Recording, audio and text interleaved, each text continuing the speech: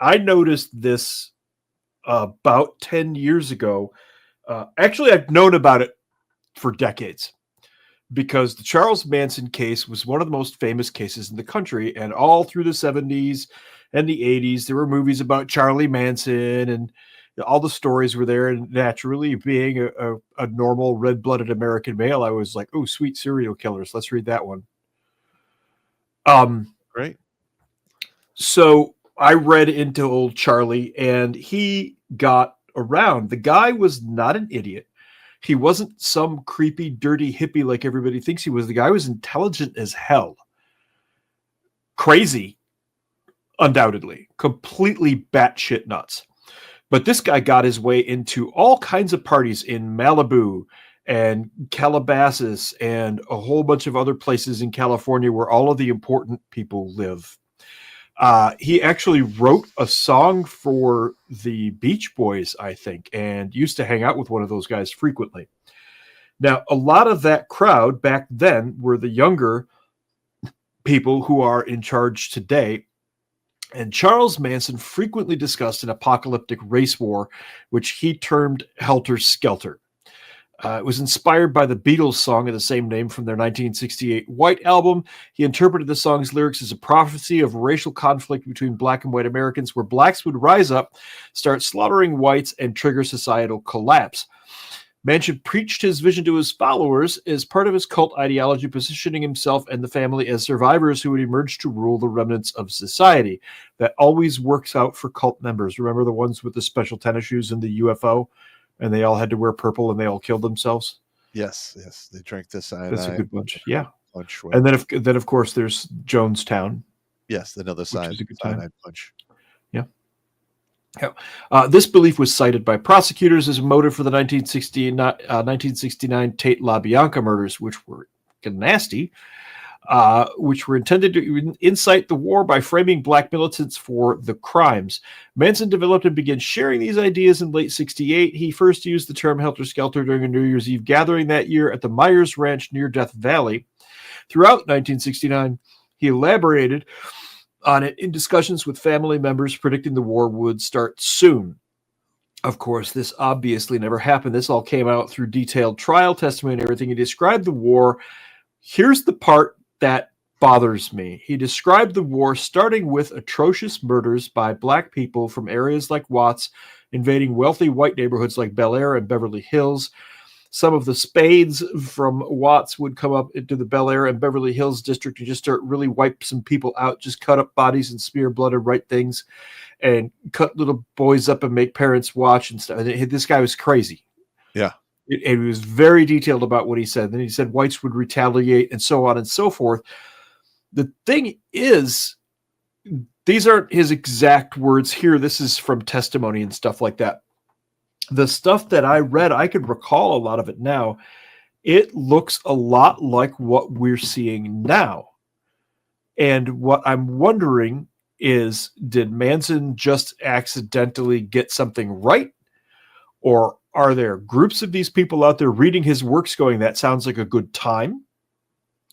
To be honest... wait, I got one more. Okay. Or was Manson at a party and overheard some of this stuff? Because we know there are plots to do this. I can produce half a dozen books off the top of my head. Yeah. You are correct. But also, let's just be honest. If you want a cultural revolution, i.e. communism, you have to make the system that's in place look unstable and bad. Yes. And we're seeing a lot of judges that were paid for by Soros and other billionaires allowing these violent criminals out of jail or released back into the street without any bail to continue to do what they're doing. Hundreds of times we've seen this over the last couple of years, over the last decade. Yes. Hundreds of times. And it stretches further back than that. But you hit on a point with the communists and what they have to do, which brings up this here. A communist system can be recognized by the fact that it spares the criminals and criminalizes the political opponent. That's Solzhenitsyn. If you haven't read Solzhenitsyn, this is the guy that you need to read right here. This guy hit all of it. And during the Bolshevik Revolution in 1917, Drink. cheers. What a lot of people don't know is there was a color revolution aspect to it. The Bolsheviks under Trotsky were instigating amongst the minority groups in Russia against the White Russians. There were different Slavs there. There were some Asian groups there and a few others. I can't name them off the top of my head, but I read about the color revolution portion of this.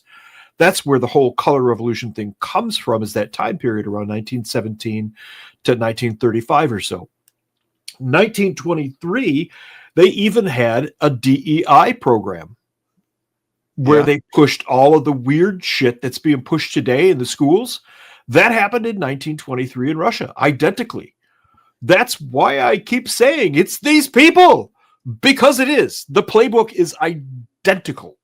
And was it the same stuff that Hitler burned before he came into power? The only known recorded incident of book burning by the Nazis, this is just fact, was the Institute for Sexuality that this debauched freak who had performed transgender experiments on human beings at that place. That's the only known proven book burning by the Nazis, is that one incident that I have been able to find. If somebody else can find one, great. Prove me wrong. Don't mind.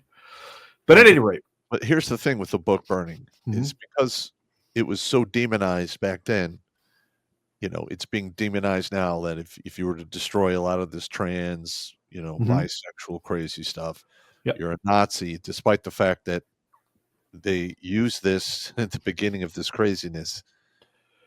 So yes. Again, there's nothing new under the sun. No. This has happened over and over again. This has not. Well, it has happened over and over again since 1917. Let me correct myself. Watch Grunt Speak live every Tuesday and Thursday at 8 p.m. Eastern. And if you want to join Popford supporters Sundays, go to redonkulous.com/donate and make a monthly pledge. A link is in the Meat Gazer box.